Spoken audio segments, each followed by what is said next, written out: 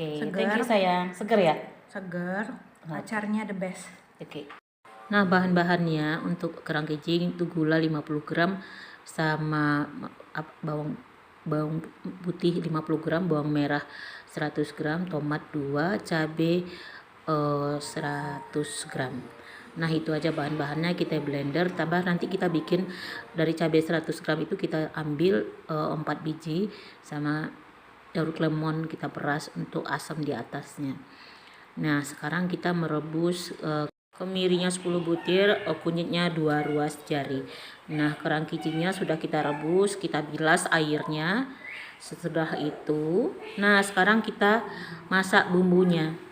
Ini masak bumbunya. Udah kita tumis, sudah siap kita blender. Nah, kita open kita bakar dengan api atas aja. Nah,